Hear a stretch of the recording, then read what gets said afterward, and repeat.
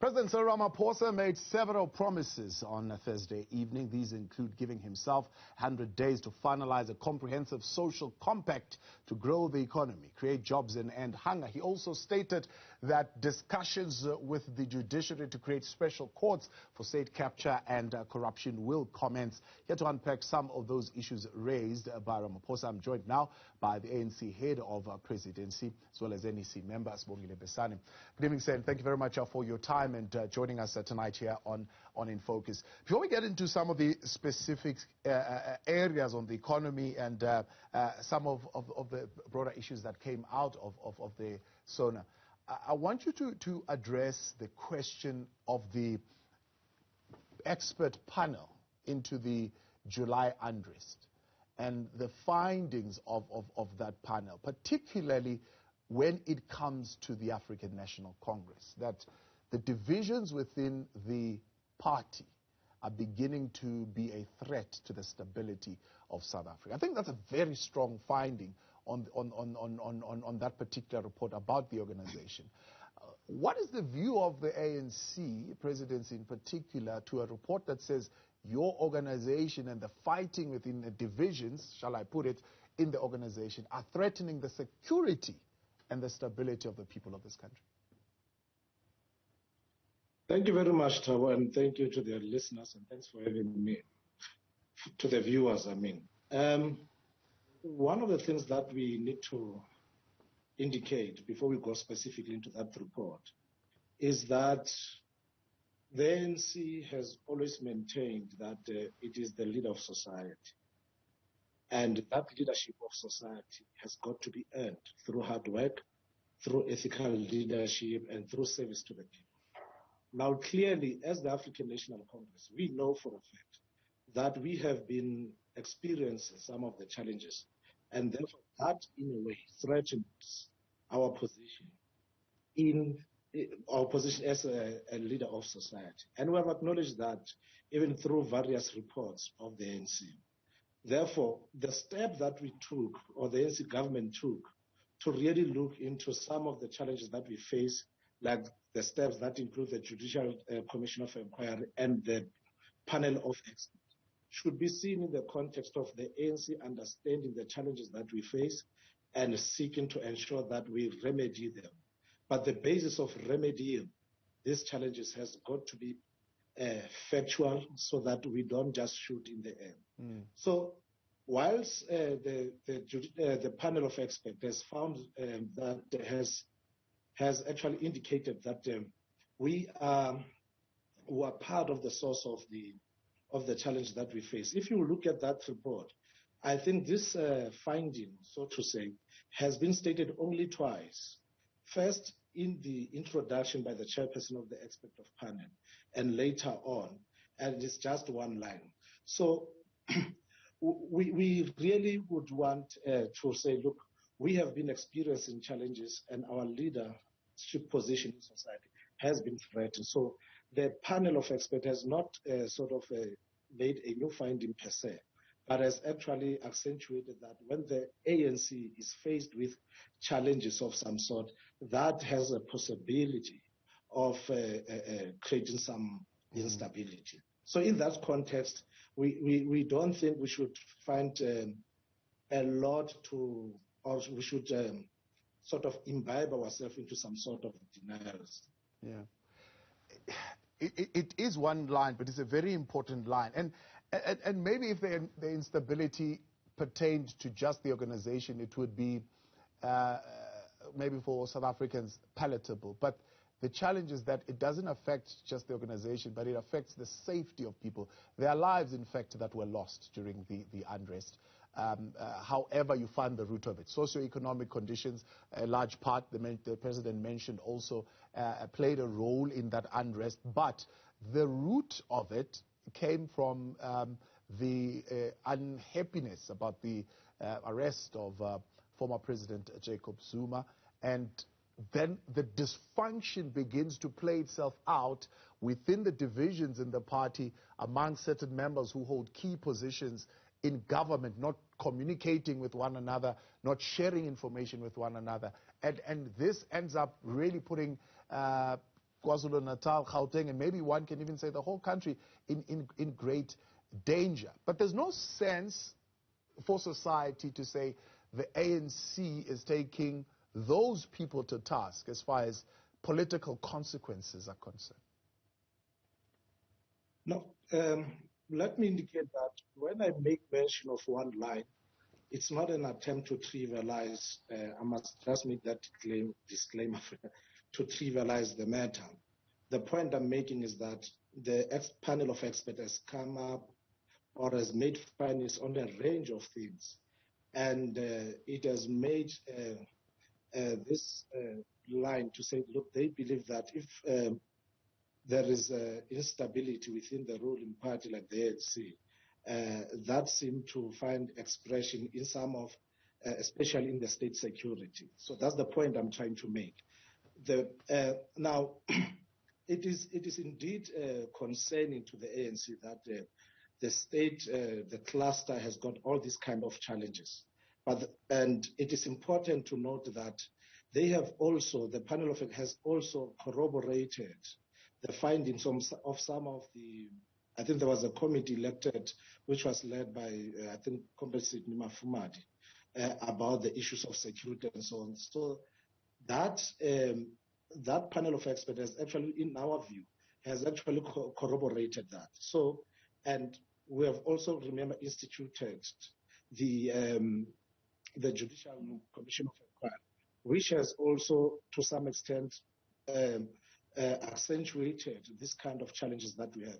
And the President and the ANC, they have made an undertaking that once the findings have been made, action will be taken. And you would remember part of the action, the President went as far as ensuring that there is some reconfiguration of the cabinet. And if you also look at what is happening in government, you will start to realize that under the stewardship also of President Cyril Ramaphosa, there's an approach of reconfiguring or dealing with issues of security cluster. So it does not mean there is nothing that is being done. We want to assure South Africans that where there has been lawlessness, the law will take its course, irrespective of who is involved. Yeah. Okay, let me put the question a little bit more direct. The ANC has not recalled its deployees. You deploy as the ANC, so we hear that people serve at the deployment of the ANC, and therefore when the organization calls you to serve, you respond. You have not recalled those deployees as the ANC to say, well, you have really failed us in what we've deployed you to do. Look, the findings of the commission, I think the second report has just been issued. The findings of the panel of experts, they've just been issued. But if you look at what the ANC has been doing in the meantime, the ANC has demonstrated commitment to deal with malfeasance, whether it is at the level of ethical leadership. Those who are being found to be wanting when it comes to these issues of corruption, malfeasance in government and so on, they are obliged to appear before the Integrity Commission, and those who are indicted, they are also being put aside. So, and we know for a fact that some of the senior leaders of the ANC are in the courts of law. So it's not like nothing is happening. People have been stepping aside and so on. So there is action that is being taken.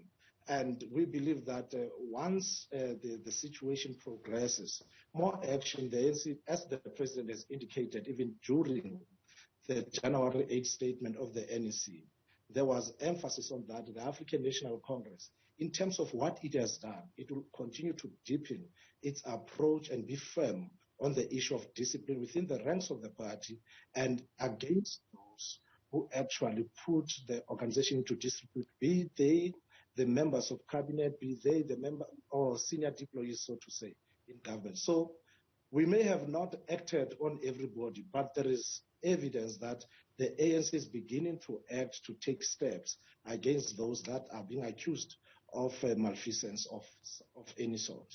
All right. President appointing task teams, advisory panels, setting up commissions headed by people outside of his executive. What does this say, and what is society supposed to read that as, according to the ANC, when we continue next with the head of the ANC's president, Sibongile Besane. Do stay with us. Conversation with ANC head of the presidency, Sibongile Besane, and we are talking, of course, some of the outcomes of the SONA 2022.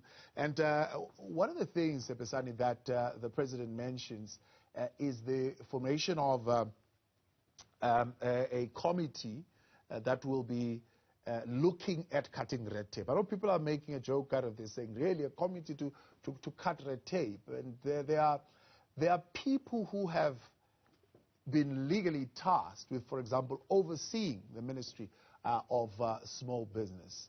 And surely they should be able to do that and cut red tape. And so it leads people to think, well, the president has lost confidence in his executive, and he's bringing in expertise from outside, almost surrounding himself with people that he can trust, because he doesn't trust this executive that is serving him. Address that for us. How should society read that as far as the ANC is concerned? Thank you very much. It's a good question. I think, Thabo, what we need to understand, we're a democratic dispensation. And one of the areas that we advocate quite strongly as the African National Congress is to build a developmental state. Now, government that is democratic, that seeks to be developmental, has got to depend on the intellectual capital of its people. So leadership is not only confined to those who have been elected. It means once you are elected as leadership, you have responsibilities, but you continuously have to also ensure that you tap into the talent that the total population actually has. Because if we don't do so, in fact, at some stage, we're accused of not even embracing the intellectual capital that the country has. For us, we believe that when you see the president also tapping from the intellectual capital outside his government, it is not out of mistrust. It is it's not out of mistrust of his cabinet. It is out of understanding that a complex society like South Africa has got a broad intellectual capital, and when we have to resolve societal matters, we've got to tap into that wisdom, we've got to tap into that talent. And South Africans have got to understand, and I think they do appreciate the fact that because we are also democratic, it is part of being transparent, it is part of the government that is led by the ANC, understand that it should not fear to be scrutinized even by people outside its ranks. So this is a perspective that we believe will partly address maybe some doubts about why the president goes outside. Yeah. Wouldn't it be much easier for the president to fire a minister who doesn't have the expertise to do what is required to be done and get somebody else in that position to do what is required? If you look at the employees of the ANC, they have various talents. But talent for the country is not only confined in the space of the African National Congress. The ANC itself has got depth and in terms from its own members. So I don't see anything untoward when the president or the leadership of the ANC-led government or this government taps into the intellectual capital. It's not about these ones not having, or it's not about people appointed not having, being incompetent. It is about leadership knowing and understanding that to solve the complex challenges of the country, it is critical also not only to confine talent or capability to those who are elected. You also have to tap into the population that you are leading, because the relationship between any organization, any leader and society has got to be very dialectical and has got to be sound. We learn from the people that we lead, and the people that we lead also learn from us. And that is how this kind of appointments or creation of structures to resolve matters should be seen. Mr. Besane, but quite honestly, as a taxpayer, right, there's a minister who's getting paid out of my taxes to do a job, and the president goes and finds somebody else with expertise. that there are people who are being paid to do this job. Taxpayers' money go to paying these people, and you go outside. So why are we paying them? Why are they there? No, Tabo, it's not. I think you are taking a very simplistic approach to the complexities of South Africa. The point I think needs to be appreciated is that leadership itself in any society, in any organization, cannot be confined to those who are elected only.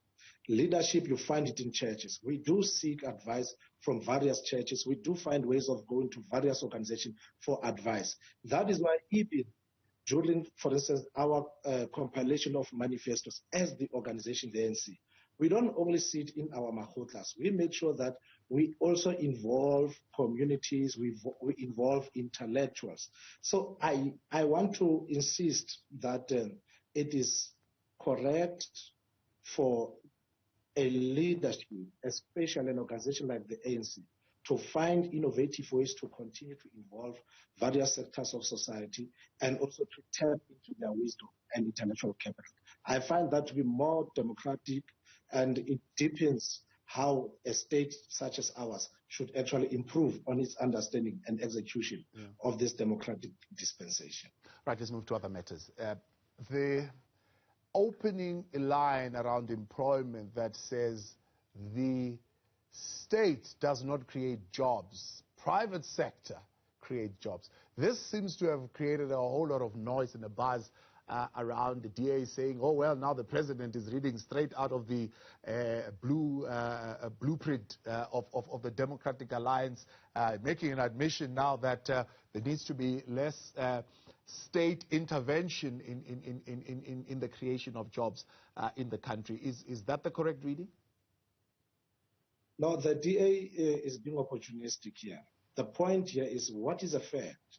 A fact is that 70% of the people who are in employment are employed by the private sector. They are in the market.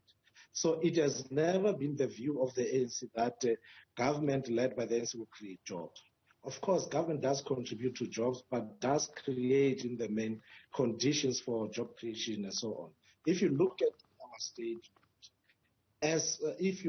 statement, in January, it is a statement that was that found its way into the cabinet, into the Lekgotla of the ANC, the cabinet Lekgotla, and now into the SONA. It is incorrect. Actually, DA must just accept that the president has articulated the challenges that we face and has articulated part of the solutions that needs to be done to ensure that we resolve these complex challenges that we face. Instead of saying, no, he's reading into the DA statement. The ANC has always advocated for a relationship between government and business. So when we state facts that many of South Africans who are in employment, despite the fact that we are facing this bloodbath of unemployment, those South Africans are employed in private sector. We're stating a fact, and it has never been our view that we don't want private sector. The other question that maybe has raised concerning questions, it has not been properly articulated, but is something that the president indicated is the direction of handling of the SOEs, the centralization of SOEs into one holding company. Is this an idea that's been canvassed within the ANC? What's the view of the party on that particular direction? Look, the African National Congress actually taken serious note of the fact that the SOE has been emasculated of their capability and capacity, and therefore something has to be done around it. And in this context, the ANC has actually supported the idea that relates to the council that deals with SOEs. So this is one innovation that we also we draw lessons from other countries, and that innovation has got to be enriched, has got to be enhanced. So the ANC has never demonstrated sort of a challenge or problem with innovation that would ensure that the SOEs are improved, the SOEs are brought back to their as to have capacity to provide services for the people, even to ensure that services that government has to provide to the people are achieved. Yeah. Let's talk about the other promises which, quite honestly, people are not blamed to believe that they've been rehashed since 2018. Spectrum, for example.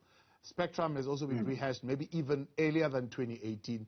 I saw others indicating that for 15 years we've been talking about this issue of spectrum. And it feels and it sounds as though, yet again, it's another promise that really will not be fulfilled or see the light of day.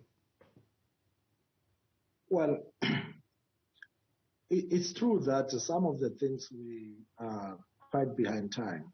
And this is one area where we've been behind time. But in some instances, we know that we have to deal with issues. The government has to deal with issues of litigations. Those issues themselves, they quite delay this kind of implementation. But we can assure you, Thabo, in as much as we accept, we concede that there has been delay. But our commitment to ensure that we're part of advanced technology, we're part of improving service when it comes to ICT. It's an area that we cannot abandon. Let's talk then the question of jobs, because a lot of people were waiting to hear what the president is going to say on youth unemployment in particular. So if I take you to your manifesto in 2021, you're saying we must create more jobs for the youth as first-time entrants into the job market. You're also saying youth also have a low participation rate in elections and affairs of community. Okay, we have to introduce internships, learnership, bursaries for youth, but they must be upscaled. Skills must be unceasingly upgraded, including skills aligned to job opportunities and sustainable economic development. That's what you said in your manifesto as a promise to the people. The young people that we spoke to, certainly after the SONA, felt that there was none of that mentioned in the State of the Nation address.